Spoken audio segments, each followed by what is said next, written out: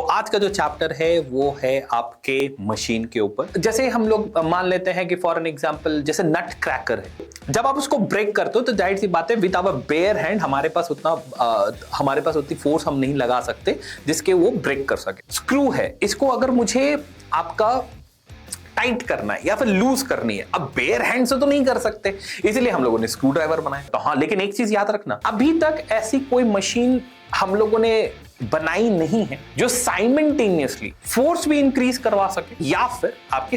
Hello everyone, hi and welcome you all to this platform of Infinity Learn and today we are here with our new chapter that we are going to learn. आज का जो chapter है वो है आपके machine के ऊपर। एक रैपिड रिवीजन सेशन है जिसमें जितनी भी बातें हो सकती हैं इस चैप्टर को लेकर वो सारी बातें की जाएंगी।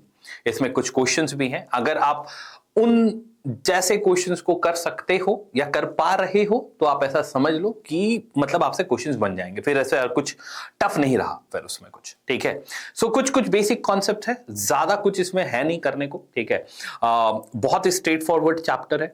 कुछ चीजें हैं, वो चीजें अगर आप सीख लोगे वो पूरी चैप्टर के लिए उनका जो फॉर्मेट है वो फिक्स है, बस आपको वैल्यूज चेंज करने पड़ते हैं और उसके बाद फिर आप जो है उस चैप्टर को कंप्लीटली अच्छे तरह से कंप्लीट कर सकते हो। ठीक है, मशीन इस चैप्टर में बेसिकली हमें करना क्या पड़ता है। मशीन एक ऐसा चैप्टर है जिसमें हम ऐसा विजुअलाइजेशन करते हैं कि हम कुछ इस तरह का डिवाइस बनाएं, इस तरह की मशीन बनाएं जो हमारे काम को थोड़ा बहुत इजी करे। ठीक है, that is what it is, machine is all about. उस हिसाब से ये चैप्टर बने थे। जैसे फॉर एन एग्जांपल जैसे हम लोग मान लेते हैं कि फॉर एन एग्जांपल जैसे नट क्रैकर है। ठीक है, एक नट होती है, अखरोट जिसे कहते हैं। ठीक है, तो जब आप उसको ब्रेक करते हो तो जाहिर सी बात है विद आवर बेयर हैंड हमारे पास उतनी फोर्स हम नहीं लगा सकते जिसके वो ब्रेक कर सके।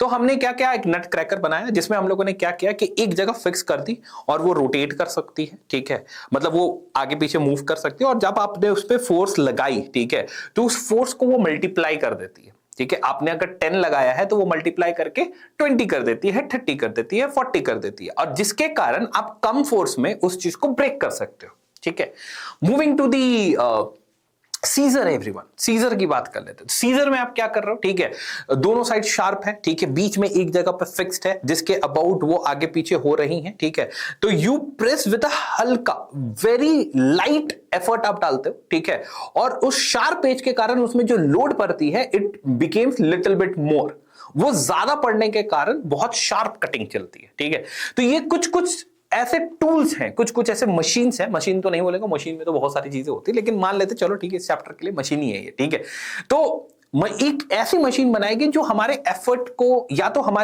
को थोड़ा सा और इंक्रीज कर दे। हमारे अगर मैंने 10x लगाया है या 10 न्यूटन का फोर्स लगाया है उसको बढ़ा दे अपने आप, तो फोर्स मल्टीप्लायर। ठीक है, उसके लिए ये चैप्टर है। स्पीड मल्टीप्लायर के लिए भी ये चैप्टर है। ठीक है, कि स्पीड थोड़ी सी मल्टीप्लाई कर दिया जाए। ठीक है, अब वो स्पीड मल्टीप्लाई कैसे कर सकते हैं, जैसे आपने एफर्ट लगाया 10 न्यूटन, ठीक है, और जो लोड है वो आपकी है 5 न्यूटन। ठीक, तो जैसे ही आप उसको जैसे ही आपने अपनी एफर्ट लगाया 10 न्यूटन का और लोड जो है वो 5 न्यूटन की है, 2 न्यूटन की है, तो फिर क्या करेगी, आपका लोड ज्यादा है, आपकी एफर्ट कम है, तो फिर वो आपकी एफर्ट ज्यादा है, लोड कम है, तो वो जल्दी से जल्दी ऊपर चली जाएगी। तो वो स्पीड मल्टीप्लायर। ठीक है, मतलब आप कम से कम चीजों में ज्यादा से ज्यादा स्पीड इंक्रीज करवा सकते हो, वो बोलने की कोशिश की जा रही है इसमें। ठीक है, तो इन्हीं सब चीजों के ऊपर ये पूरा चैप्टर है। ठीक है, और इसी चैप्टर को हम लोग कंप्लीट करेंगे। बहुत छोटी छोटी सी बातें हैं, ठीक है, वो 2-3 चीजें अगर आप ध्यान रख लो, ठीक है, तो बस ऐसा समझ लेना कि ये सारी चीजें कंप्लीट हो जाएंगी। आइए स्टार्ट करते हैं, व्हाट इज मशीन। ठीक है, हालांकि मैंने आपको एक चीज और everyone, so we have created our new Telegram channel for the grade 9 and 10। ठीक है, so if you people are very much comfortable, जैसे कंफर्टेबल इन सेंस ऑफ ये पीपीटी ये पीडीएफ आपको मिल जाएंगी, क्लासेस के बारे में डिटेल्स आपको मिल जाएंगी, ये सारी चीजें जो भी इस सेशन से रिलेटेड है, सेशन से ग्रेड 9-10 आईसीएसई बोर्ड से रिलेटेड है, वो सारी चीजें आपको इस टेलीग्राम चैनल पे मिल जाएंगी, तो इसे जरूर ज्वाइन कर लेना। ठीक, आगे बढ़ते हैं। So when we talk about the machines everyone, अभी अभी हम लोगों ने मशीन्स के ऊपर ही बात की थी कि मशीन्स की जब हम लोग बात करते हैं तो मशीन को हम लोगों ने इसलिए बनाया था, हमने ऐसे टूल्स बनाए थे जो हमारे काम को थोड़ा सा आसान कर दे और कुछ नहीं। जैसे फॉर एन एग्जांपल, अगर मुझे ये स्क्रू है, इसको अगर मुझे आपका टाइट करना है या फिर लूज करनी है, अब बेयर हैंड से तो नहीं कर सकते, इसलिए हम लोगों ने स्क्रू ड्राइवर बनाया। ठीक है, मूविंग टू नेक्स्ट, अगर मैं ये एक्स की बात करूं यहां पे, ठीक है, ये जो वेज है यहां पे, ये जो वेज क्रिएट की गई, ये क्यों क्रिएट किया गया? क्योंकि मैं चाहता था कि एक जो ब्लॉक है, वुडन ब्लॉक है, उसको मैं बीच से काट सकूं। तो we can use that saw also, लेकिन उसमें बहुत ज्यादा टाइम लगता। इसमें आपने फोर्स लगाई, तो आपने फोर्स लगाई 10 न्यूटन की, लेकिन इसके कारण ये उस फोर्स को मल्टीप्लाई कर देता है टू 20 टू 30 टू 40 टू 50, जिसके कारण ये ब्रेक हो जाती है। So basically we are trying, what we are trying is, मैं चाहता हूं कि मैं अपने हिसाब से एफर्ट कम लगा के ज्यादा काम कर सकूं। ठीक है, अब ये चाहे फोर्स के रिस्पेक्ट में हो, चाहे ये स्पीड के रिस्पेक्ट में हो, दोनों के रिस्पेक्ट में ये काम कर सकता हूं। हाँ, लेकिन एक चीज याद रखना, अभी तक ऐसी कोई मशीन हम लोगों ने बनाई नहीं है जो साइमल्टेनियसली, मतलब एक ही मोमेंट पे फोर्स भी इंक्रीज करवा सके, फोर्स मल्टीप्लायर का भी काम कर सके, या फिर आपके स्पीड मल्टीप्लायर का भी काम कर सके। ऐसा अभी तक बना नहीं है। ठीक है, either at a particular time it will be either doing the force multiplication और स्पीड मल्टीप्लिकेशन, एक ही साथ दोनों नहीं हो पाएंगे, है ना। आगे बढ़ते हैं। जैसे मशीन की आपकी डेफिनेशन लिखी हुई है, machine is a device by which we can either overcome a large resistive force that is called as load. ठीक है, लोड का मतलब आप अपना वेट समझ लो, लोड मतलब वेट हो गई, है ना, वेट समझ लो। Load at some point by applying small force that is effort. Effort कौन डालता है? हम डालते हैं। Effort is created, effort is put by us. Load जो होती है वो मशीन, जैसे मान लेते हैं कि आपके सामने एक ब्लॉक रखी हुई है ना, वो ब्लॉक का जो वजन है वो है 100 newton. So if you want to lift it, तो आपको एटलीस्ट 100 न्यूटन तो लगाने पड़ेंगे ना, ये तो बराबर चल रहा है। लेकिन मैं चाहता हूं कि मैं कम फोर्स लगाकर उस लोड को लिफ्ट कर सकूं। तो फिर हम क्या करेंगे, अगर आपने, क्योंकि रैपिड रिवीजन है तो हम ये वर्ड्स का यूज कर सकते हैं कि आपने पुली पड़ी होगी। ठीक है, तो पुली में क्या होता है कि आप कम एफर्ट डालते हो और लोड जो है वो लिफ्ट कर जाती है। हमारा मोटो वही था कि हम उस लोड को लिफ्ट कर सके, तो आपने कम एफर्ट पे उस ज्यादा लोड को रिसीव कर लिया, लिफ्ट कर दिया। ठीक है, वही काम है हमारा। फाइन, इस चैप्टर का वही लेना देना है कि कैसे करके उस चीजों को, इन कामों को बहुत इजी तरीके से हम लोग क्रिएट कर सके, काम कर सके। ठीक है, so at a convenient point and a desirable direction by which we can obtain gain in speed और द गेन इन फोर्स, दोनों में से कोई भी एक। ठीक है, आगे बढ़ते हैं। और क्या होता है, फिर आपके मन में एक सवाल उठना चाहिए कि ठीक है सर, मान लेते हैं कि ये चैप्टर हम लोगों ने पढ़ा है और हम जो है फोर्स मल्टीप्लायर भी थोड़ा बहुत समझते हैं और स्पीड मल्टीप्लायर भी थोड़ा बहुत समझते हैं, तो क्या मशीन यही दो चीजें करती है? नहीं, तीसरी भी चीज होती है, वो होती है चेंज इन डायरेक्शन। ठीक है, तो चेंज इन डायरेक्शन का भी काम किया जाता है यहां पे, उसके बारे में भी बात करेंगे, लेकिन थोड़ा सा आगे बढ़ते हुए। ठीक, जैसे मैंने आपको बोला कि machine can not be used as a force multiplier as well as speed multiplier simultaneously, एक साथ तो नहीं यूज कर सकते, एक मोमेंट पे ये नहीं हो सकता। हो सकता है कि वो मशीन ऐसी बनी हो कि अभी फिलहाल के लिए आप उसको फोर्स मल्टीप्लायर के लिए यूज कर लो, बाद में स्पीड मल्टीप्लायर के लिए यूज कर लेना, लेकिन एक साथ दोनों नहीं काम कर सकते। ठीक है, this is all about the machine people.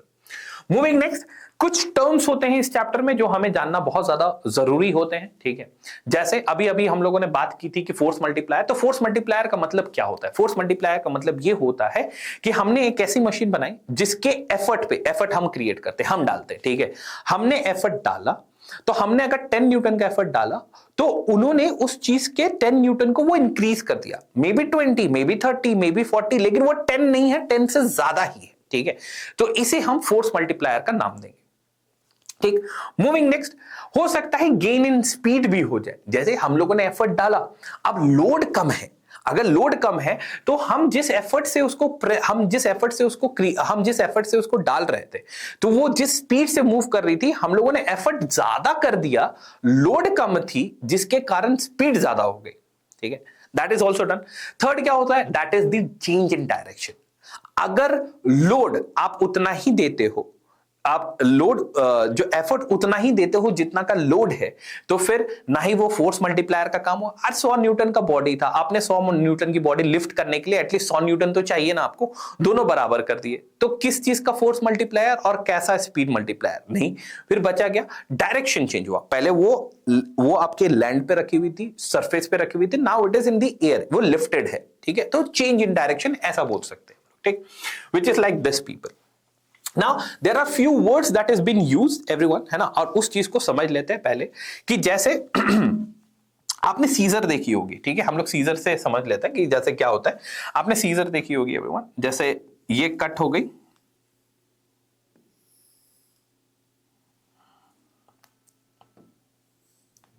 ठीक है, ये जो पॉइंट है जहां पे दो शार्प ब्लेड्स मर्ज करते हैं, मतलब इंटरसेक्ट करते हैं, this is called as fulcrum, ठीक है, that is called as fulcrum, ठीक। ये जो है, इस पे ये जो सीजर है, इस सीजर को हम लोग प्रेस करते हैं, ठीक है, तो यहां पे हम लोग क्या क्रिएट करते हैं, वी क्रिएट एफर्ट, यहां पे हम लोगों का एफर्ट होता है, ठीक है, और इस एफर्ट का जो रिएक्शन है वो कहां देखने को मिलती है, that is on the load. I hope आपको ये बातें समझ में आ रही होंगी, ठीक है। फल्क्रम इज द पॉइंट जहां पे हम एक चीजों को फिक्स कर देते हैं और उसके अबाउट अब हम चीजों को चेंज करना शुरू करते हैं। मतलब एक ऐसा पॉइंट जहां पे फिक्स होगा और फिर हम एफर्ट और लोड के बारे में बात करेंगे, ठीक है, किसी एक पॉइंट के अबाउट तो फिक्स करनी पड़ेगी। जैसे सीसॉ आपने देखा होगा, ठीक है, तो अगर आप सीसॉ देखते हो तो यहां पे भी एक इंसान बैठा होता है, यहां पे भी एक इंसान बैठा होता है, अब मान लेते हैं इसकी मास m है, इसकी मास 2m है, तो आपको पता होगा कि 2m है तो इस तरफ लोड ज्यादा है, तो इस तरफ वेट ज्यादा है, वेट का मतलब लोड ज्यादा है, तो ये नीचे आएगी। लेकिन नीचे आएगी तो फिर इसको संभालेगा कौन? इसीलिए एक पॉइंट पे फिक्स कर देते हैं, ठीक है। जिस पॉइंट पे फिक्स करने के बाद हम ये काम करते हैं, दैट पॉइंट जिसके अबाउट फिक्स करते हैं, that point is called as fulcrum. ये क्या है? ये आपका लोड की तरह बिहेव करता है। लोड है तो वो नीचे आ गए, ठीक है, ये एफर्ट कर रहा था, दैट इज ऊपर, है ना। I hope it is clear to you, ठीक है। इसका एफर्ट भी आपका नीचे ही रहता है, ठीक है, इसका एफर्ट नीचे रहता है ताकि इस सीसॉ को वो बैलेंस कर सके, लेकिन ऑब्वियसली ये बैलेंस नहीं कर पाएगा क्योंकि इसके मास 2m है, इसका मास m है। फाइन, चलिए, तो चेंज इन डायरेक्शन की भी बात हो जाती है, स्पीड मल्टीप्लायर की भी बातें हो जाती हैं, और ये now this is a very important thing, और ये बहुत इंपॉर्टेंट टॉपिक है, और आपका टर्मिनोलॉजी इज वेरी इंपॉर्टेंट। इसमें बोला गया है लोड और एफर्ट के बारे में। लोड के बारे में, लोड मतलब समझ लो, लोड ऐसे समझ लेते हैं कि एफर्ट वो चीज है, वो फोर्स है जो हम लगाते हैं, लोड वो है कि जो उस पे एक्ट करता है, हमारे एफर्ट पे वो लोड एक्ट कर रहा है, ठीक है, that is what it is. जैसे हमें एक सामान लिफ्ट करना, मैं बार बार यही एग्जांपल देता हूं क्योंकि बहुत सिंपल एग्जांपल है, तो उस सामान को लिफ्ट करने के लिए हमें उतना ही एफर्ट डालना पड़ेगा जितना उसका लोड है, मतलब जितना उसकी वेट है। So that is what it is, load is.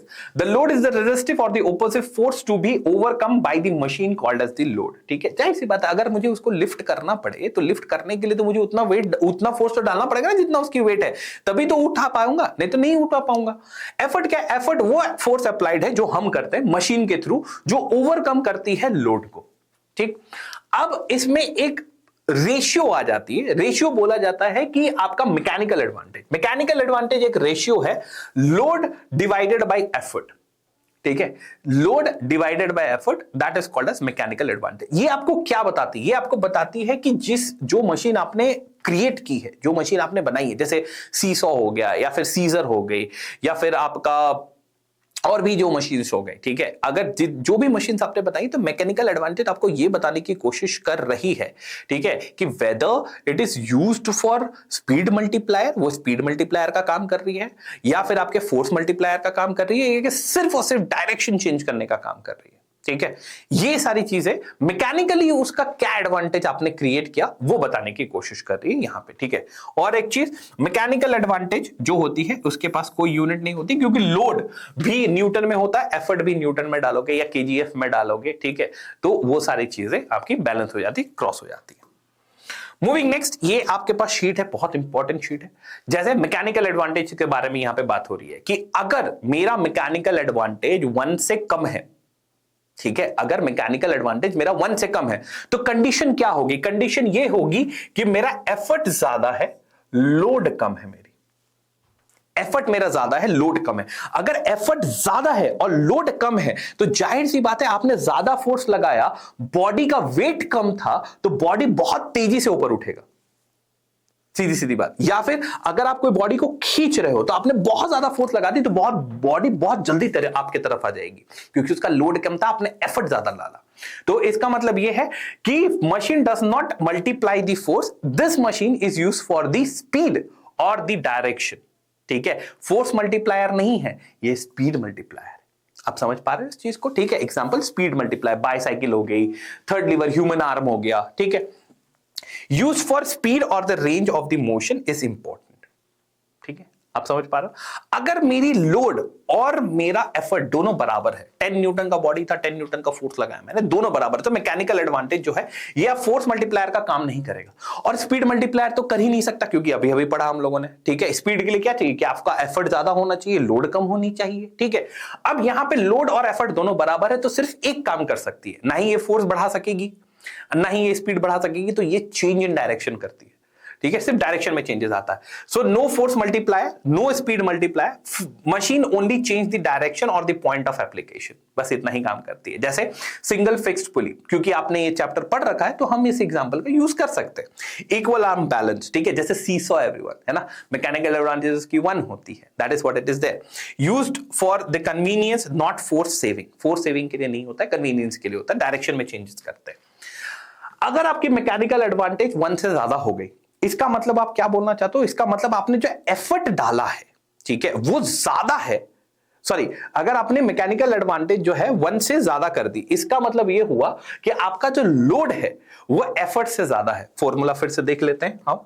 ठीक है, क्या होता है? Load by effort. ये 1 कब हो सकता है? जब लोड ज्यादा होगा तब। ठीक है, लोड ज्यादा है, अगर लोड ज्यादा है, आपने एफर्ट कम लगाई है, इसका मतलब क्या होगा? इसका मतलब ये होगा कि अब ये तभी हो सकता है, लोड आपके ज्यादा है, एफर्ट आपने कम लगाई है, इसका मतलब ये हुआ और ये काम हो रहा है। ठीक है, आपका काम क्या था? आपका काम ये था कि मैं एफर्ट कम डालूं और लोड जो है उस चीज को कंपनसेट करे। इसका मतलब ये हुआ कि आपने एफर्ट कम डाल के भी लोड को लिफ्ट किया है। ठीक है, मैं बार बार लिफ्ट की बात इसलिए कर रहा हूं क्योंकि वो एग्जांपल बहुत सही लगती है मुझे। ठीक है, पुली की एग्जांपल है, आप एफर्ट कम डालते हो, बॉडी जो है वो लिफ्ट कर जाती है। बॉडी 100 न्यूटन की है, आपने 10 न्यूटन का फोर्स लगाया, बॉडी लिफ्ट कर गई, मतलब ये फोर्स मल्टीप्लायर है। ठीक है, यही लोड जो है वो ज्यादा था, एफर्ट आपने कम डाला ही। ठीक है, तो मशीन क्या करेगी? आपकी फोर्स को मल्टीप्लाई कर देगी, मतलब 10 न्यूटन से 10 टाइम ज्यादा कर देगी, दैट इज 100 न्यूटन। मैं ये नहीं बोल रहा हूं ऐसा होता है, मैं ये बोल रहा हूं कि उसका काम है फोर्स को मल्टीप्लाई करवाना।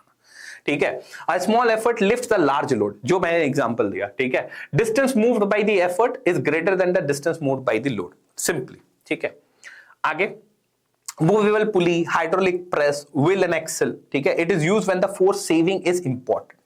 ठीक है, कम से कम फोर्स में आप ज्यादा से ज्यादा लोड को रिसीव करना चाहते हो, लिफ्ट करना चाहते हो, that is called as force multiplier. Very good, आगे बढ़ते हैं everyone. Now it is called as what? That is velocity ratio. Velocity ratio क्या होती है ये देख लेते हैं। वेलोसिटी रेशियो, जैसे मैं आपको बार बार बताने की कोशिश कर रहा हूं कि स्पीड मल्टीप्लायर है, लोड मल्टीप्लायर तो आप समझ, मतलब फोर्स मल्टीप्लायर तो आप समझ चुके हो कि सर एफर्ट और लोड की बात कर रहा हूं मैं, वो तो फोर्स की हो गई। ठीक है, वेट है या फोर्स लगा रहे हैं तो वही हो गया। स्पीड मल्टीप्लायर आपका वही है कि स्पीड मल्टीप्लायर क्या है? The ratio of the velocity of the effort to the velocity of the load, that is called as velocity ratio of the machine. क्या स्पीड में चेंजेस आए, कितना आया, वो बताएगा।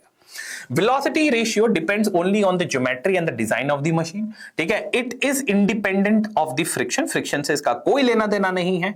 The velocity ratio is also defined as the ratio of the displacement of the effort to the displacement of the load. Velocity ratio has no unit, of course. ठीक है, दोनों के दोनों velocity है, इसीलिए velocity ratio क्या बोलने की कोशिश कर रही है यहाँ पे? velocity ratio जो है, ये velocity ratio आपको ये बोली कि आपका जो velocity of effort है, velocity of effort by velocity of load।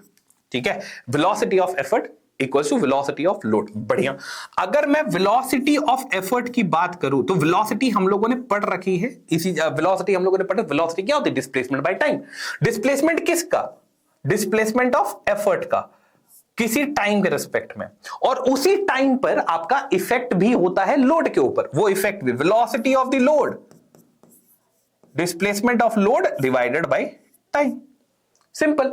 अब आप इसको पुट कर दो यहां पे, अगर आप इसको पुट करोगे तो यू विल बी गेटिंग कि D by T divided by D L by T.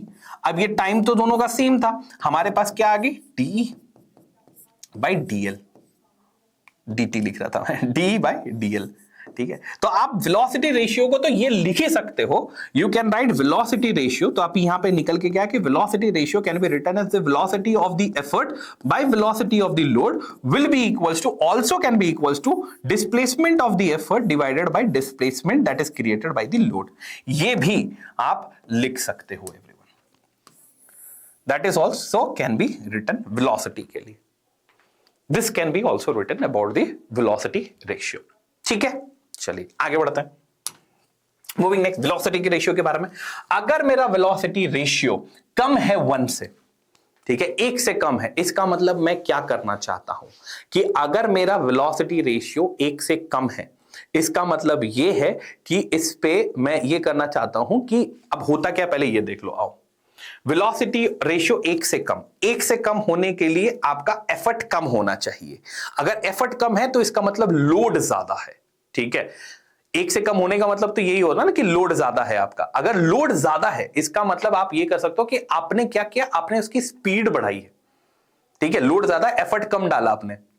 Mechanical advantage यहां पे देखो क्या लिखा हुआ है भाई, mechanical advantage sorry velocity ratio is less than 1। ठीक है, velocity ratio is less than 1। Less than 1 कब हो सकता है, अगर फॉर्मूला मेरा VE बाई VL है, VE बाई VL है, तो ये कम होना चाहिए और ये ज्यादा होना चाहिए। और मैं ऐसा मशीन क्यों बनाऊंगा कि लोड ज्यादा है और मैं उसको लिफ्ट ही नहीं कर पा रहा, इसका मतलब ये हुआ कि मुझे स्पीड मल्टीप्लाई करनी है उसकी। ठीक है, आयो देख लेते हैं। Machine act as a speed multiplier, load move faster and further. जैसे बाइसाइकिल हो गई, आपका थर्ड क्लास लीवर हो गया, गियर विद फैंस हो गए। ठीक है, यूज व्हेन द स्पीड और the large motion is needed. ठीक है, effort move less distance than load.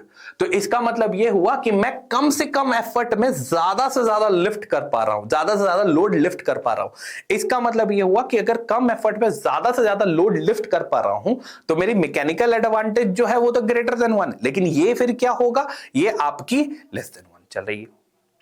ठीक है, that is what it is there. ठीक है, नहीं मैंने क्या बोल दिया, हाँ मैं क्या बोल रहा था, मैं ये बोल रहा था कि अगर वेलोसिटी रेशियो मेरी लेस देन 1 है तो ये स्पीड मल्टीप्लायर का काम कर रही है, इसकी मैकेनिकल एडवांटेज भी लेस देन 1 ही है। ठीक है, it is also less than 1। तभी जाके आप क्या कर रहे हो उसमें कि आपने ज्यादा एफर्ट डाली और लोड लिफ्ट कर गई। इसमें क्या हो रहा है कि वही सेम आपने कम एफर्ट में आपने लोड को लिफ्ट कर दिया। ठीक है, तो ये तो तभी हो सकता है ना जब स्पीड मल्टीप्लाई करनी पड़े हमें। ठीक है, moving next, use when the speed और the large force is needed. Velocity ratio is equals to 1। Condition क्या है कि distance moved by the effort is equals to distance moved by the load. ये कब हो सकता है, जब दोनों ही बराबर हो। तो यहां पे फोर्स मल्टीप्लिकेशन का काम नहीं है, ये सिर्फ और सिर्फ डायरेक्शन चेंज करने का काम करता है बस। Single fix pulley, equal arm balance. Moving next, velocity ratio is greater then 1, मतलब एफर्ट जो है वो ज्यादा मूव करता है आपके लोड से। अगर एफर्ट ज्यादा मूव कर रहा है, आप ज्यादा एफर्ट लगा रहे हो, इसका मतलब ये है कि it is a force multiplier. ठीक है, it is a simply force multiplier. Machine is design to multiply the force, load moves slowly. ठीक है, बस I hope it is clear to you. Movable pulley हो गया, हाइड्रोलिक प्रेस हो गई। ठीक है, क्योंकि आप फोर्स को इंक्रीज करते जा रहे हो ना, इसीलिए। ठीक है, when we lift heavy load, that is what it is. Velocity ratio की बात करो, वेलोसिटी रेशियो कितनी होगी? अरे वेलोसिटी रेशियो, अब मान लो कि लोड ज्यादा है, आप उसको लिफ्ट कर रहे हो, आप लिफ्ट कर पा रहे हो, कम से कम लोड में, कम से कम एफर्ट में आप उस चीज को लिफ्ट कर पा रहे हो, तो स्लो ही लिफ्ट होगा ना। ठीक है, चलिए, एफर्ट बाय लोड ये बड़ी होगी, एफर्ट आपको ज्यादा लगाना पड़ेगा, लोड का वेलोसिटी कम रहेगी, बस यही चीज तो बताने की कोशिश कर रही है। ठीक है, moving next, then we talk about efficiency, then we talk about input output और ये सारी। इफिशियंसी क्या है? इफिशियंसी का मतलब ये होता है कि एक ऐसी मशीन जिसको हम मान लेते हैं कि एक ऐसी मशीन जिसमें हम मान लेते हैं कि 20 जूल ऑफ वर्क किया मैंने, ठीक है, किया मैंने, इनपुट दी जिसे कहते हैं, इनपुट दिया मैंने, इनपुट दिया, और इस 20 जूल से आपको मिला 120 जूल का आउटपुट, आउटपुट समझ में आया? जैसे फॉर एन एग्जांपल, आप मान लो कि आपके 12 चैप्टर्स है, 12 चैप्टर्स में आपने चूज करके 6 चैप्टर्स पढ़े, ऐसा समझ लेते हैं, 6 चैप्टर्स पढ़े, अच्छे से पढ़े, एग्जाम में गए, ठीक है, तो आपने तो कम इनपुट दी ना, इनपुट तो 14 होनी चाहिए थी या 12 होनी चाहिए थी, लेकिन आपने क्या किया, आपने कम इनपुट दी और आपको पता चला कि उसी 6 चैप्टर से सारे क्वेश्चंस आए, तो आपका इफिशिएंसी कितना हो गया? 100%। That is what it is there, ठीक है। सो ये हो गया, जितना इनपुट उतना एफर्ट, ठीक है, इनपुट और आउटपुट, जितना आउटपुट आया मेरा और जितना मैंने इनपुट दिया, उसके बेसिस के उसके रेशियो को हम इफिशिएंसी का नाम देते हैं। Work output by work input, that is called as इतना। Work done on the machine by the effort is called as work input. Work input is equals to work done by the effort. Effort ने हम लोगों ने कितना work किया, that is the input, हमने कितना दिया। वर्क आउटपुट मशीन ने कितना दिया, ठीक है, लोड ने कितना वर्क किया, that is what it is there. अब जब हम लोग वर्क डन की बात करते हैं तो डिस्प्लेसमेंट भी आएगा, तो याद रखना इस चीज को, ठीक है। Moving next, in the presence of friction and the weight of the moving parts of the machine of a given design has no effect on its velocity ratio but decrease both its mechanical advantage as well as the efficiency, ठीक है। इसका जो moving part है वो mechanical advantage और efficiency को defect करेगा, लेकिन वेलोसिटी रेशियो को नहीं। Moving next, principle of machines everyone. What do you mean by principle of machine? Principle of machine एक आइडियल मशीन के बारे में बात कर रही है। आइडियल मशीन का मतलब ये हुआ कि उसकी जो इफिशिएंसी है वो 100% हो। ऐसा हो नहीं सकता, कुछ ना कुछ लॉस होती है। जो मैकेनिकल एडवांटेज है वो आपका वेलोसिटी एडवांटेजेस के बराबर हो, ऐसा भी नहीं हो सकता। ये मशीन ऐसे बोला जा रहा है कि ऐसी मशीन होती तो मशीन रियल आइडियल मशीन क्या बोलती है कि एफर्ट मल्टीप्लीकेशन ऑफ डिस्टेंस, ये वर्क डन की बात हो रही है, ठीक है, वर्क डन की बात हो रही है कि effort force multiplication of distance moved, that is displacement जिसको हम बोल रहे हैं, force into displacement, work done by effort, work done by load, ठीक है। तो effort into distance moved by the effort equals to load into distance moved by the load. ये work done दोनों की सेम होनी चाहिए, नो एनर्जी का loss, जितना दिया वर्क उतना वर्क मिला, 100% एफिशिएंसी पीपल, ठीक है। तो नो एनर्जी का loss in the ideal machine, energy supply equals to energy obtain, machine only redistribute force and distance, mechanical advantage बराबर velocity, mechanical advantage will be बराबर to the velocity ratio, efficiency 100%। ये नहीं हो सकता, ठीक है। Real machine कैसे काम करती है? रियल मशीन ऐसे काम करती है कि वेलोसिटी एफर्ट और जो डिस्टेंस ऑफ एफर्ट है ये ज्यादा होगा लोड और डिस्टेंस ऑफ लोड से, ठीक है। इसमें आपका ये पता चलेगा कि mechanical advantage is less than velocity ratio, और उसकी जो इफिशिएंसी होगी वो 100% से कम ही आएगी।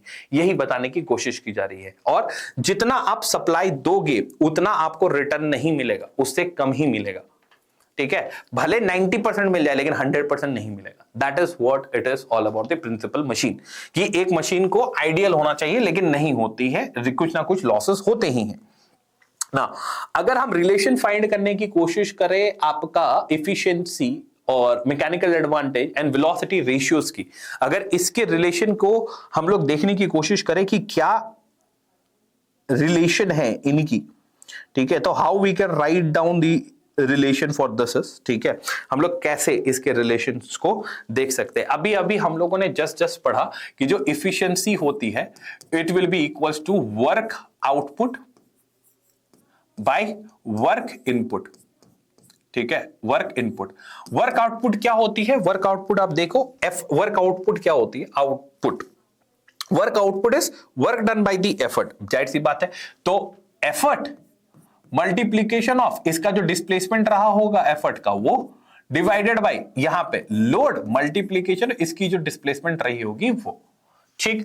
आगे बढ़ते, efficiency will be equals to, अब आगे मैं बढ़ता हूं, इसको मैं ऐसे लिख सकता हूं, देखना, E by L will be E by L multiplication of E by L, ठीक है, multiplication of DE by DL लिखा हुआ, देखो यहां पे आप कहा गया ये, हाँ यहां पे आते हैं, ये क्या है, डीई बाई डीएल, तो वेलोसिटी रेशियो भी है, आप समझ लो, that is called as velocity ratio 2।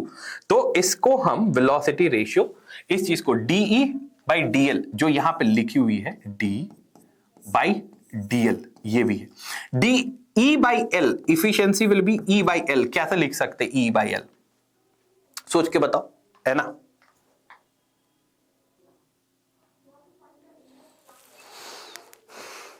मैंने कुछ गड़बड़ कर दिया क्या, हाँ चलो, क्या गड़बड़ की है मैंने, लोड इनपुट और आउटपुट एक कर दिया। देखो अगर मैं आउटपुट की बात करूं, कहां गया ये आउटपुट, यहां पे, हाँ, वर्क आउटपुट बाय इनपुट होता है ना, तो work output is load, everyone, load की बात कर रहा हूं मैं। लोड क्या होगा, लोड होगा आपका load multiplication of displacement of load divided by effort multiplication of displacement of effort, ठीक है।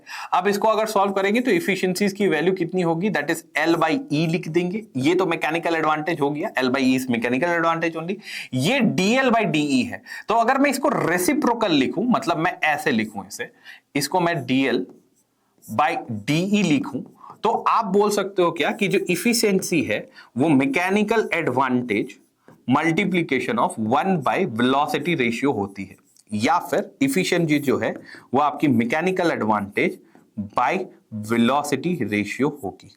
ये रिलेशन आ जाता है सिंपल सा, कि जो आपकी इफिशिएंसी होती है that is equal to mechanical advantage divided by the velocity ratio, ठीक है। This is the only relation, और आपको ये याद करके ये याद करो, फिर इसी का थोड़ा आगे पीछे कर, जैसे मैकेनिकल एडवांटेज क्या होगा, velocity efficiency multiplication of velocity ratio, ठीक है, आप इसको याद कर लो, ज्यादा सही रहेगी, ठीक है। तो that is what it is there, ये रिलेशन आपको याद रहे। मूविंग नेक्स्ट, अब हम लोग बात करते थे लीवर्स की, ठीक है। अब लीवर्स की बात कर लेते हैं कि क्या होता है। A lever is a rigid straight और bent bar which is capable of turning about is fixed axis, ठीक है। मतलब लीवर की अगर मैं बात करूं तो जैसे आपने रेंच देखी होगी, ठीक है, एक स्क्रू ड्राइवर है, आपने इसको फंसाया और आप इसको प्रेस कर रहे हो, तो ये जो लेंथ आप देख पा रहे हो that is called as lever, उसको लीवर कहते हैं, ठीक। आगे बढ़ते हैं, principle of lever. A lever is an equilibrium when the moment of the effort, moment हम लोगों ने पढ़ रखी है पिछले सेशन में, फोर्सेस में पढ़ रखा था, moment of the effort about the fulcrum, ठीक है, फल्क्रम मतलब वो पॉइंट जिसके अबाउट वो मूव करने की कोशिश कर रही है, जैसे आपका सीजर बनाया तो जिस पॉइंट के उसके अबाउट के बाद उसी के अबाउट हम लोग निकालेंगे, fulcrum is equal to the moment of the load about the fulcrum, ठीक है। Effort into effort arm will be equal to load into load arm. ऐसा क्यों कर रहे हैं, क्योंकि हमें इक्विलिब्रियम में रखना है इसे। Why we are doing this? Because we have to put the entire thing into equilibrium. ये तभी हो पाएगी जब हम इक्विलिब्रियम में रखेंगे।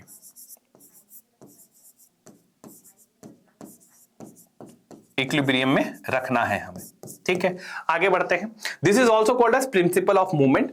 Mechanical advantage load by effort होती है, ये हमें जानते हैं, तो effort arm by load arm भी आपका मैकेनिकल एडवांटेज होगा। वेलोसिटी रेशियो क्या होता है, velocity of effort by velocity of load, velocity effort arm by load arm भी हो सकती है, सिंपल सी बात है, ठीक है। मूविंग नेक्स्ट,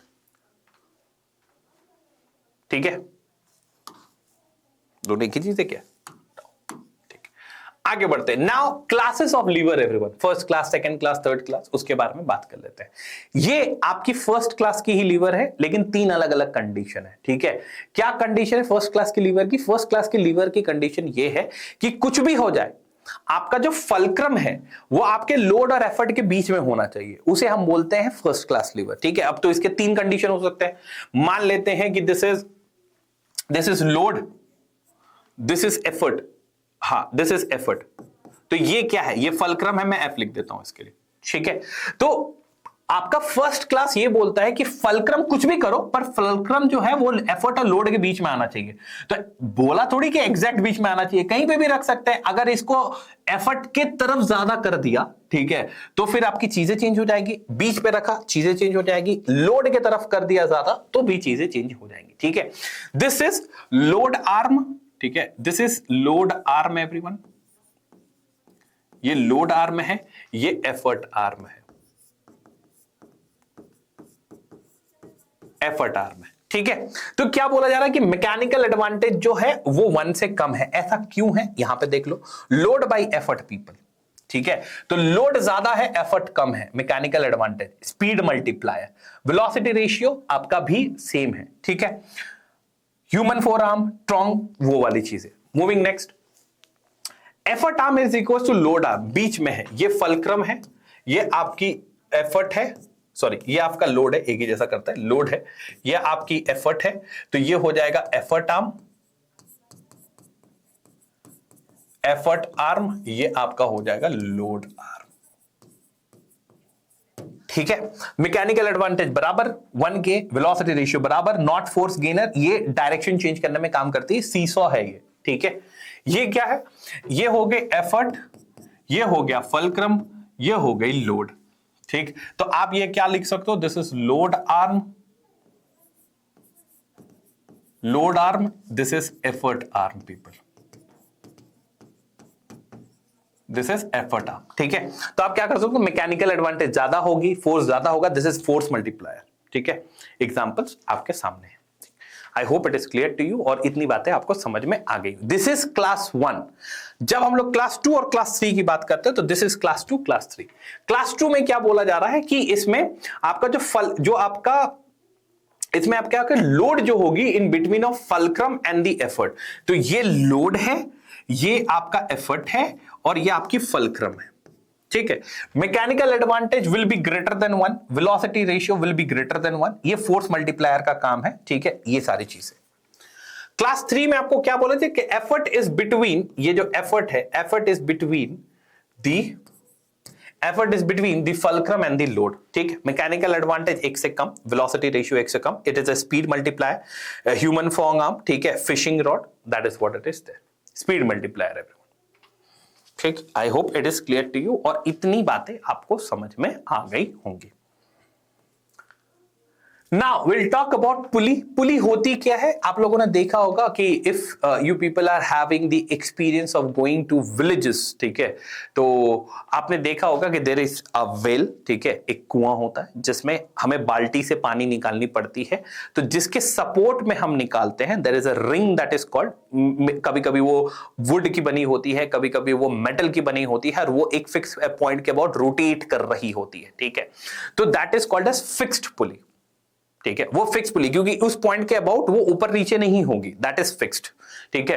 तो a fix pulley, a pulley which is having the axis of rotation fixed in the position is called as fixed pulley. A fixed pulley is used to only the change the direction, obviously आपने effort नीचे डाला, load ऊपर उठी, that is the change in direction, ठीक है। यहां पे when the string, अब यहां पे बात आती है रस्सी की। जो रस्सी है वो फ्लेक्सिबल तो है, लेकिन वो थोड़ी देर के लिए रिजिड मान सकते हो। ऐसा क्यों, क्योंकि अगर ये रस्सी है और इस रस्सी में मैंने 2 पॉइंट्स ले लिए, ठीक है, तो हम ऐसा मान के चलते हैं, और 2 पॉइंट का डिस्टेंस हम मान के चलते हैं x है, तो अगर आपने इस पे F फोर्स लगाया है नीचे, ठीक है, तो इस फोर्स के लिए इन 2 पॉइंट्स का उस रस्सी पे डिस्टेंस जो है वो चेंज नहीं कर रहा, ठीक है। इसीलिए जो टेंशन होती है पूरे रस्सी में, एक रस्सी में एक जैसी टेंशन होती है, हम ऐसा मान के चलते हैं, ठीक है। That is what it is there, है ना, क्योंकि एक रस्सी में एक ही जैसा टेंशन होगा, क्योंकि 2 पॉइंट्स के बीच में चेंजेस नहीं आ रहे, ठीक है, स्ट्रेचेबल नहीं है, वो स्ट्रेच नहीं कर रही, वो इंटैक्ट है। तो when the string is pulled, it is frictional, it is friction between the string and the surface of the rim of the pulley which rotates the pulley, ठीक है। लेकिन जब हम लोग पुलिस के क्वेश्चन करते हैं तो हम ना ही फ्रिक्शन को कैलकुलेट नहीं करते हैं जब तक फ्रिक्शन के बारे में बोला ना जाए। ये आप लोग पढ़ोगे ग्रेड 11 में, ठीक है, लेकिन ये ऐसे ही सॉल्व किया जाता है। Moving next, mechanical advantage, velocity ratio and efficiencies of the single fixed pulley. तो सिंगल फिक्स पुली में क्या होता है कि मान लेते हैं कि this is our effort, this is the load, ठीक है।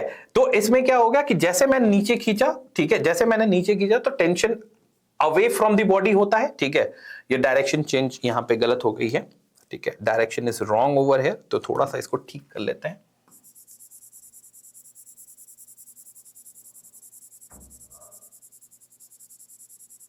हाँ, डायरेक्शन याद रखना कि tension is always away from the load, away from the body. जो आपकी टेंशन होती है वो हमेशा अवे फ्रॉम द बॉडी। तो ये टी और टी सेम, क्योंकि एक ही रस्सी ने ये किया हुआ है। तो मैंने आपको बोला 2 पॉइंट्स के बीच में कोई चेंजेस नहीं होती है, तो टेंशन सेम है। क्लियर है बात? ठीक है, अगर टेंशन सेम है, now we will be moving forward with the calculation of this. इसके कैलकुलेशंस के बारे में हम लोग थोड़ा बहुत बात कर लेते हैं, सिंगल पुली के बारे में। ठीक है, कि क्या कर सकते हैं सिंगल पुली के ऊपर।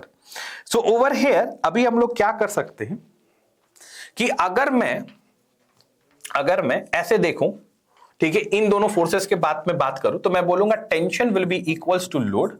इन दोनों के बारे में बात करूं तो tension will be equals to effort. तो अभी तो टेंशन तो दोनों बराबर ही है, क्योंकि एक ही रस्सी है, तो इसका मतलब लोड बराबर एफर्ट कर सकता हूं।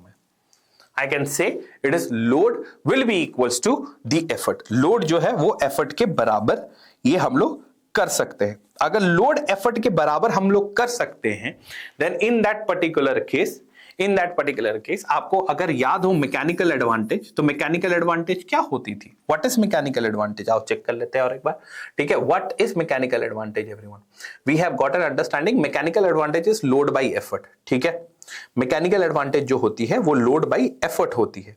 तो अगर मैं यहां पे लोड बाई एफर्ट लिखूं तो लोड बाई एफर्ट ये दोनों तो बराबर हैं, तो इनकी वैल्यू आ जाती है 1। ठीक है, अगर मैं वेलोसिटी रेशियो के बारे में बात करूं, एक बार और देख लेते हैं वेलोसिटी रेशियो क्या बोलती है।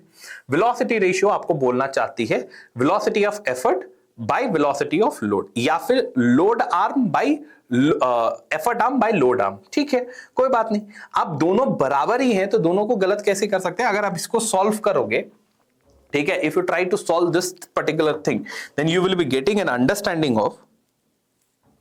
ठीक है, आप अगर इसको सॉल्व करोगे तो आप क्या देखोगे कि ये यहां पे आ गई डीई बाई डी एल, दोनों तो बराबर ही हैं। ठीक है, जितना नीचे खींचा उतना ऊपर गया, तो दोनों तो एक ही रस्सी है, तो इसकी वैल्यू भी 1 हो गई। तो इफिशियंसी की वैल्यू कितनी हो गई? That is 100%। ठीक है, लेकिन जैसे ही फ्रिक्शन आता है गेम में, लॉसेस जैसे ही आते, ये आइडल चल रही है अभी। ठीक है, ये आइडल ही चल रही है। The mass of the string not given, the friction at the axle, then the balance position of the load. ठीक है, ये सारी चीजें नेग्लेक्टेड है, फ्रिक्शन को नहीं ले रहे, लॉसेस को नहीं ले रहे। अगर फ्रिक्शन आती है तो 100% नहीं आएगा। ठीक है, this is an ideal case of this.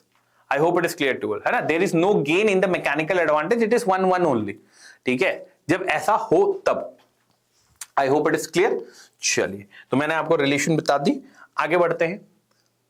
ना यहां पे क्या हो रहा है कि सिंगल मूवेबल में क्या है कि ध्यान से देखना कि अगर मैं ये एफर्ट डालता हूं, ठीक है, अगर मैं ये एफर्ट डालता हूं तो it is away from the होता है ना, ये गड़बड़, पता नहीं क्यों गड़बड़ है, ये डायरेक्शन चेंज है। ठीक है, direction is always away from the normal, always away from the load. ठीक है, अगर मैंने खींचा तो ये टेंशन यहां होगी। ठीक है, ये इधर है, तो इसकी भी डायरेक्शन बदली है।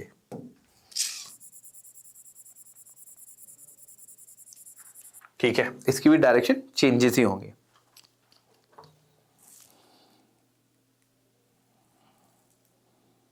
ठीक है,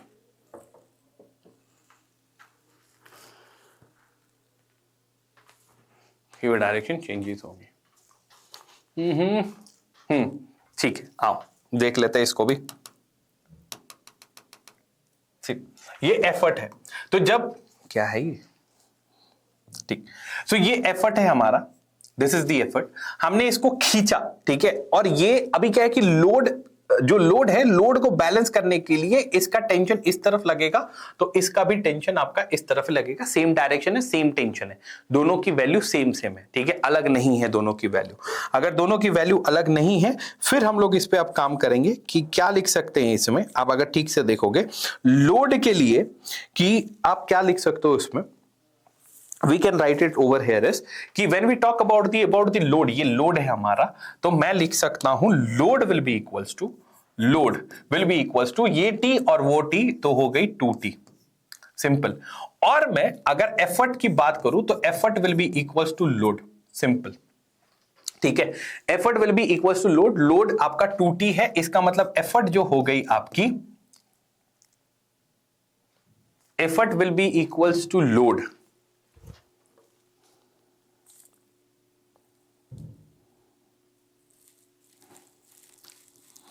ठीक है, effort will be equals to load.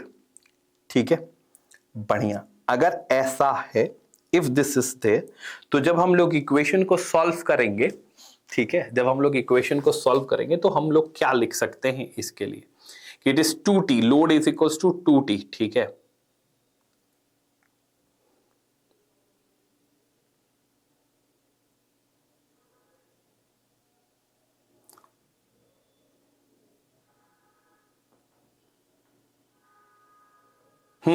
इसका मतलब ये होगा कि अगर इसका मतलब ये हुआ कि जो टेंशन है यहां पे, ठीक है, जो टेंशन की वैल्यू होगी वो हाफ ऑफ द लोड होगी।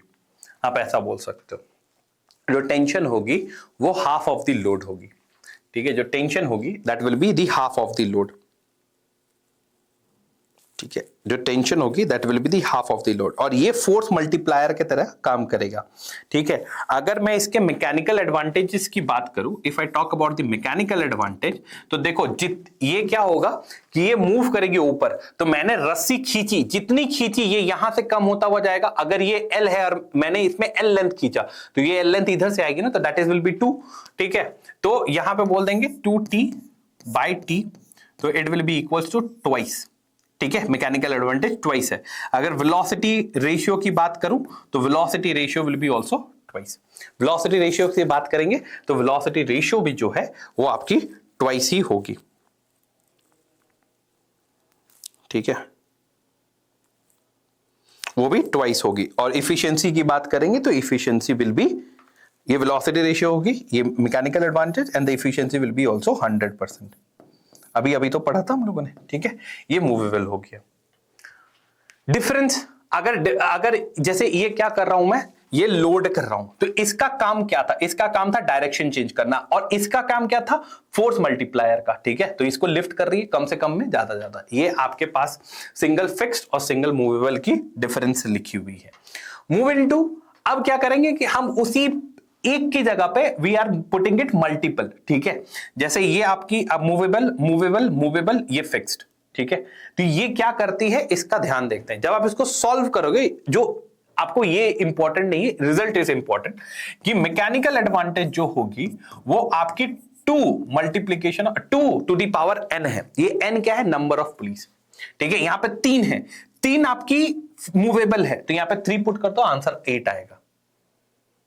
ठीक है, आंसर 8 आएगा। That is what it is there. और आपकी इफिशियंसीज कितनी होगी इसमें? Efficiency will be 100%। Efficiency will be 100% people. ठीक है, तो इसमें चीजें कैसे बदलती हैं ये देखो। जैसे ये लोड हुआ तो इसका आधा, ठीक है, एफर्ट ये आपका आधा लोड, फिर 1/4 लोड, 1/8 लोड, और इसके बाद इसमें आपको कितना लगाना पड़ेगा? जो भी आपका एफर्ट था उसको 8 से डिवाइड कर दो, तो 8 टाइम्स ज्यादा इसमें आपने जो एफर्ट डाला, मान लो कि आपने अगर एफर्ट डाला 8, ठीक है, 8 एफर्ट डाला, तो ये हो जाती है, ये जो घटती हुई चली जाती है, ये हो जाएगी आपकी 4 2 0 ऐसे। ठीक है, तो कुछ इस तरह काम करती है 2 टू द पावर n पे। ठीक, और इसकी वेलोसिटी रेशियो भी इतनी ही होती है, याद रखना। मूविंग नेक्स्ट, ये आपके पास एक कॉम्बिनेशन ऑफ द पुलिस थी। ठीक है, अब क्या है कि they are using the several pulleys in the 2 blocks. ठीक है, ब्लॉक्स एंड द टर्क, ये वाली। ठीक है, हम लोग ऐसे लिफ्ट कर रहे हैं, इस चीज को लिफ्ट कर रहे हैं, और यहां पे ये फिक्स की हुई है। इस तरह के सेगमेंट में जो एफर्ट होता है will be load by number of pulleys. कितने नंबर ऑफ पुलिस हैं वो, velocity will be equals to number of pulleys, और एफिशिएंसी जो है वो 100%। 100% इसलिए होती है क्योंकि हम लोग फ्रिक्शन को 0 मान के चलते हैं कि फ्रिक्शन है नहीं, तो फ्रिक्शन है नहीं तो लॉसेस नहीं है। अगर लॉसेस नहीं है तो जितना लगाया उतना लिफ्ट करने को मिल रहा है। That is what it is there. Let us move to our question and answer everyone. ठीक है, थोड़ा सा क्वेश्चन आंसर कर लेते हैं इसके। ठीक है, machine is drive by 10 kg of mass and that falls 8 meter in 4 seconds. If the lift a load of mass 500 kg vertically upward or take the value of g, तो the force exerted by the falling mass कितना होगा, work done कितनी निकलेगी, ये सारी चीजें आपसे पूछी जा रही है। जब इनके क्वेश्चंस को अगर हम समझने की कोशिश करें कि what will be the answer for this following question is, ठीक है, तो हम क्या क्या कर सकते हैं पीपल। जैसे for the solution everyone, if you talk about the solution for this, हमारे पास मास की वैल्यू कितनी दी हुई है, the value of the mass is given as 100 kg, ठीक है, the value of the mass is given as the 100 kg। अच्छा, और क्या दिया हुआ है हमारे पास, g की वैल्यू दी हुई है 10 मीटर पर सेकंड स्क्वायर, 10 मीटर पर सेकंड स्क्वायर, g की वैल्यू हमारे पास दी हुई है 10 मीटर पर सेकंड स्क्वायर। बढ़िया, और क्या क्या दिया हुआ है, और क्या क्या दिया हुआ है, g की वैल्यू, अरे क्या हो गया ये, g की वैल्यू दी हुई है, ये क्या चल रही है ये,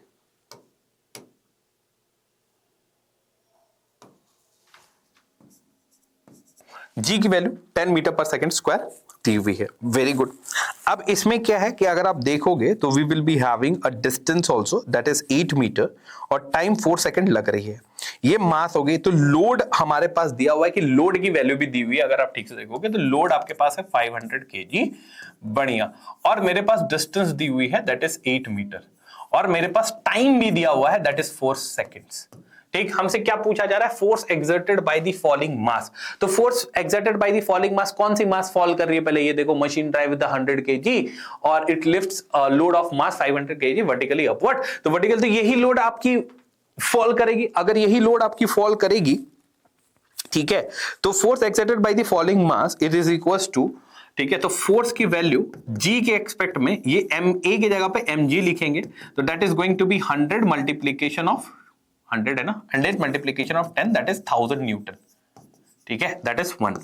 कौन सी फॉलिंग मास है, second falling mass, that is the effort everyone. Second, जब हम लोग वर्क डन के बारे में बात करते हैं तो वर्क डन में क्या हो जाता है कि work done will be equals to force multiplication of the displacement, और जब फोर्स मल्टीप्लीकेशन ऑफ डिस्प्लेसमेंट की बात करते हो तो फोर्स की वैल्यू तो हमारे पास है that is 1000 multiplication of 8 that is going to be 8000 joule, 8000 joule. Very good. Third point पे आते हैं। थर्ड पॉइंट पे क्वेश्चन क्या बोल रहा है कि the power input of the machine, power input में हम लोग क्या पुट करते थे कि पावर इनपुट में जो है वो एफर्ट के बारे में हम लोग बात करते थे।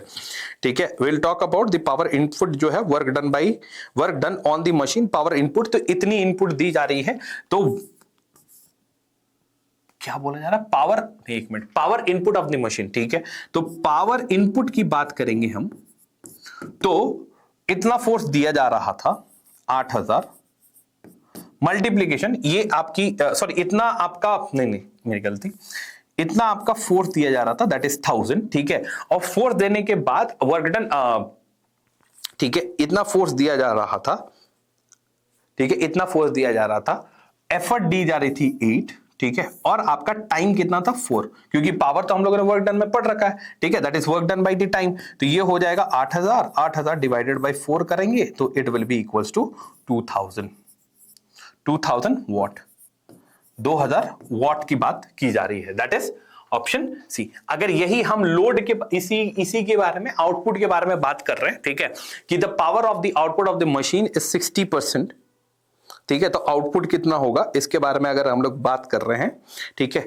तो we have got an understanding over here is कि फोर्थ में कि जो इफिशिएंसी होती है वो होती है work input by work output, sorry work output by work input. ठीक है, तो आउटपुट कितना है वो तो हमें निकालनी है, ठीक है, इनपुट कितना है वो हमें पता है, इफिशिएंसी हमें दे के रखी है that is 0.6, multiplication of work in will be equals to work out. ठीक है, ये कितना होगा, वर्क इन कितना है 0.6, वर्क इन दैट इज 8000, ठीक है, will be equals to work out, तो 8000 0.6, तो 6 डिवाइडेड बाय 10 मल्टीप्लीकेशन ऑफ 8000, ये कैंसिल, 8 6 48, तो 4800 will be equals to work output. हमें पावर निकालना है तो पावर आउट की जो वैल्यू है वो 4800 डिवाइडेड बाय 4 कर दो, तो इसको सॉल्व करोगे तो 4 1 जा 4 2 जा 00, ये हो गई वॉट, 1200 वॉट। ठीक है, ये हो जाएगी 1200 watt, that is the power output. I hope इतना आप लोग को समझ में आया होगा। These are the things that is there. ठीक, चलिए अब आपसे पूछा जा रहा है क्या, work done by the machine in 4 second. Work done by the machine माने आउटपुट जो दिया उसने, इसने जो आउटपुट दिया, तो वर्क आउटपुट कितना दिया, दैट इज 4800। कितने देर में दिया, इन 4 second. Work done bye 4 second, हाँ तो पावर ही पूछ रहा है ना, इन 4 सेकंड ना। वर्क डन, तो वर्क डन तो ये है 4 सेकंड में पूछा जा रहा है, तो मतलब पावर ही पूछा जा रहा है, तो पावर आउट तो निकाल चुका हूं मैं, तो और क्या पूछ रहा है ये।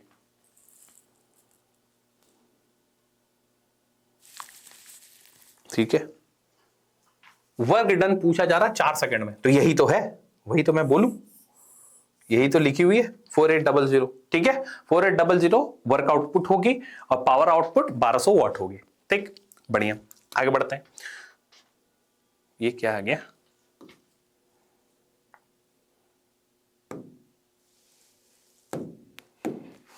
ठीक है, let us go with this. ठीक, ये क्वेश्चन देखो एक बार आप लोग। ओके एवरीवन, चलिए तो हम लोग नेक्स्ट क्वेश्चन को देखते हैं। नेक्स्ट क्वेश्चन में आपके पास क्या लिखा हुआ है, क्रो बार है जिसकी जो लेंथ है, सॉल्यूशन करते हैं इसका। ठीक है, so solution for this is, इसमें क्या लिखा हुआ है, क्रो बार है जिसका 2 मीटर लॉन्ग, आपका 2 मीटर लॉन्ग है, is pivoted about a point 10 centimetre from the tip. ठीक है, calculate the mechanical advantage of the crowbar. बढ़िया, तो जब हम लोग मैकेनिकल एडवांटेज की बात करते हैं तो that will be load by effort, या फिर आप बोल सकते हो कि effort arm by load arm. ठीक है, ये हो गई। अगर हम इसको सॉल्व करने की कोशिश करें तो एफर्ट आर्म एवरीवन, तो आपका 2 मीटर का था, मतलब 200 सेंटीमीटर हो गए, इसमें से 10 सेंटीमीटर घटा दोगे तो ये हो जाएगा 190 डिवाइडेड बाय 10। इसको सॉल्व करोगे तो आंसर आएगा 19। सिंपल सी बात। What is the least force, अब मैकेनिकल एडवांटेज हम लोग निकाल चुके हैं, ये हो जाती है लोड बाय एफर्ट, तो एफर्ट मुझे निकालनी है, तो effort will be equals to mechanical advantage by load. Mechanical advantage MA by load. ठीक है, मैकेनिकल एडवांटेज कितनी थी, 19 थी, लोड कितना है, 100 है। आप इसको सॉल्व कर लेना, you will be getting the answer.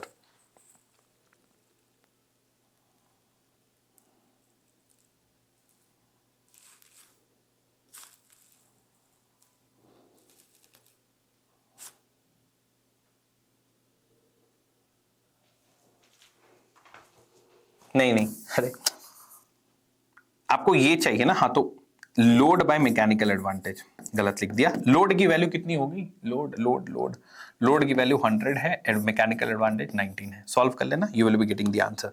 Moving to the next, ये वाले क्वेश्चन, चलिए इसको सॉल्व करते हैं एवरीवन। ठीक है, सो जैसे मैंने आपको बोला कि this is going to be the first class. ठीक है, उसके बाद फिर यहाँ पे आपके पास दिया हुआ है कि जो AB की वैल्यू है that is going to be 2 meter और FA की जो वैल्यू है that is going to be 2 centimeter, जिसका मतलब इट इज 0.2 मीटर। ठीक है, हमें क्या बोला गया, हमें बोला गया कि आप मैकेनिकल एडवांटेज निकालो, तो mechanical advantage will be load by effort या फिर effort arm by load arm है। आप इसको सॉल्व करोगे तो what you will be getting over here is कि एफर्ट आर्म की वैल्यू कितनी हो जाएगी, एफर्ट आर्म की वैल्यू हो जाएगी आपका 2 मीटर माइनस ये, तो ये हो जाएगा 1.8 और यहां पे आप 0.2 लिख सकते हो। आप सॉल्व करोगे तो 18/2 विल बी इक्वल्स टू 9। अब उसी तरह हमें मैकेनिकल एडवांटेज निकालने के लिए लोड बाय एफर्ट है, हमें एफर्ट निकालना है। अगर आप देखोगे तो effort will be equals to load by MA। तो लोड कितना था, लोड कितना है 18 आई बिलीव, हाँ 18 है, 18 kgf डिवाइडेड बाय 9। इसको सॉल्व करोगे आंसर आएगा 2। ठीक है, that is what it is there. बढ़िया, that is what it is there people. चलिए fine, so let us move to our next question which is going to be this very good question it is। ठीक है, ज्यादा कुछ करने की जरूरत नहीं है, ये आपके आम दिए हुए, ये भी दिया हुआ है। ठीक है, और आपको जो है वो चेक करना है। ठीक है, इसके अबाउट दिया हुआ this is going to be the fix, तो वो आपको बताना है कि क्या बताना है कि द पॉइंट ये है। ठीक है, a figure below is the wheel पर। ठीक है, बढ़िया, सेंटर ऑफ ग्रेविटी दी हुई है। ठीक, the point B and C are the centre and the tip of the handle such that the horizontal distance is this and this. ठीक है, बढ़िया, तो इसमें क्वेश्चन क्या है,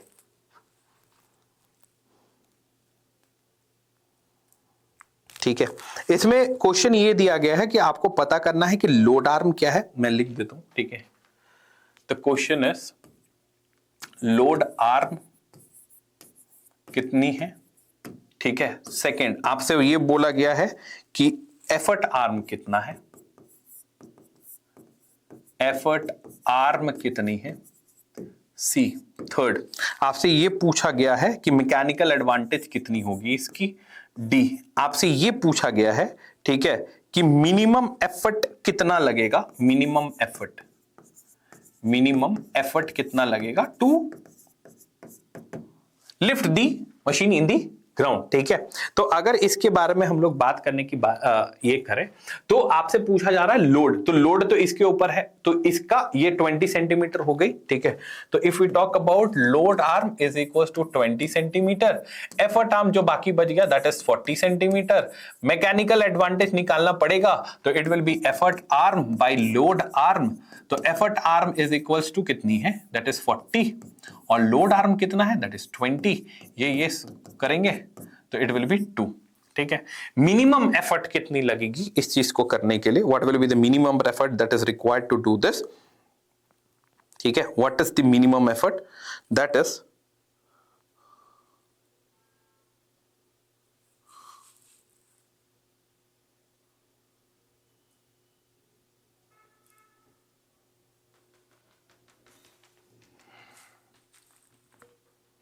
required to do this minimum effort। यार तो यही कर लो ना, डबल है, ठीक है। 30 kgf लिखा हुआ, लोड लिखी हुई है वहां पे, ठीक है। तो मैकेनिकल एडवांटेज हो गई 2, नहीं, या फिर ऐसे कर लो, mechanical advantage will be equals to load by effort. तो मुझे मिनिमम एफर्ट चाहिए, तो it is load by mechanical advantage. Load की वैल्यू 30 दे दी गई है, इसको डिवाइड कर देंगे 2 से, तो आंसर आ जाएगा 15, ठीक है। 15 kgf, that will be the answer. ये आपका आंसर आ गया पीपल, ठीक है। I hope it is clear to you, और इतना आप लोग को समझ में आ रहा होगा, ठीक। चलिए, now we are going to move forward with our next question. Next question के बारे में हम लोग बात कर लेते हैं। ओहो, what is a good question. What is the velocity ratio of the पुली, इसका वेलोसिटी रेशियो कितना होगा पुली का। ये 400 न्यूटन है, that is this is 400 Newton people, this is 480 Newton, ठीक है। तो एफर्ट 480 न्यूटन है, लोड आपका 400 न्यूटन है। तो आपसे पूछा जा रहा है कि वेलोसिटी रेशियो कितनी होगी, ये बता दो। What will be the velocity ratio that has been asked to you, आप ये बता दो, what will be the velocity ratio. तो हमें पता है क्या, अगर आप लोग को याद हो तो मैं यहीं पे लिख देता हूं। मैकेनिकल एडवांटेजेस की बात करें, ठीक है, तो it will B mechanical advantage is load by effort. तो लोड क्या है 400 न्यूटन, तो ये हो जाएगी 400 बाय 480। आप इसको सॉल्व कर सकते हो। इफिशियंसी आप लिख लेना कि इफिशियंसी जो होती है वो मैकेनिकल एफिशिएंसी जो होती है वो mechanical effort by velocity ratio होती है, ठीक है। तो मैकेनिकल एफर्ट जो भी आएगी, वेलोसिटी रेशियो 1 थी, एफिशिएंसी आपकी निकल जाएगी, ठीक है। नॉट 100% है ये, ठीक है, it is not 100%, it is not 100%, not 100%. Why is the efficiency of the pulley is not 100%? क्यों नहीं होगी? क्योंकि यहां पे मैकेनिकल एडवांटेज में लोड कम ज्यादा है, ठीक है। ये तभी हो सकता था जब आपका एफर्ट 480 होता और लोड भी आपकी 480 होगी। यहां पे चेंजेस हैं, इसीलिए आपका एफिशिएंसी 100% नहीं है। What is the energy gain by the load in 10 second, कितनी एनर्जी गेन की गई है इन 10 सेकेंड्स में पीपल। एनर्जी गेन के बारे में बोला गया है, अगर एनर्जी गेन के बारे में बोला गया है तो that is by the load, that is 400, ठीक है। और एनर्जी के बारे में बोला गया तो वर्क डन, तो डिस्प्लेसमेंट के बारे में बोला जाएगा तो ये हाफ होती है, तो दैट इज हाफ होती है, दैट इज इक्वल्स टू, और क्या बोला गया है 5 मीटर के बारे में बोलेगी ना। हाँ देखो ये 5 मीटर दिया होता है, यहाँ पे 5 लिखूंगा मैं भी 2000 जूल है ये, ठीक है। चलो एफ के बारे में बात कर लेते हैं। How much power was developed by the boy in rising the load, कितना पावर डेवलप किया गया था, ठीक है। तो जब हम लोग पावर की बात करते हैं तो work done divided by time, ये करेंगे कि जितना वर्क हम लोगों ने किया था multiplication of time will be equals to the power, ठीक है। तो उस केस में कितना हम लोगों ने वर्क किया था, तो आपको यहां पे दिख रही होगी वर्क, दैट इज 480 ये load receive 480 Newton multiplication of 5 divided by time that is 10, ये कैंसिल हो गया। ये होना चाहिए था 480, हाफ होगा 240 जूल, 240 वॉट, जूल लिख रहा हूं मैं, 240 वाट। ठीक है, बस इतनी सारी बातें हैं। Let us move to our next question. इसमें क्या है, देखो ये तो आपका डायग्राम क्या होगा, state the kind of the pulley P1 and P2 is, P1 आपका मूवेबल है, P2 जो है वो आपकी फिक्स्ड है। State the function of the P2 का फंक्शन क्या होता है, डायरेक्शन चेंज करना। ठीक है, if the free and C of the strings move through a distance x, but what distance the load rise, load कैसे राइज करेगा, ठीक है, ये आपको बताना था इसमें। ठीक है, कितना राइज करेगा लोड, ये आपको बताना था। ठीक, तो ये लोड जो है वो x/2 राइज करेगा। ये सब कुछ मैकेनिकल एडवांटेजेस की बातें हैं, ये सब हम लोग कर चुके हैं। ठीक है, this is what it is there people. चलिए the next question which is this people, ठीक है, ये आप लोग कर लेना, that is going to be your homework.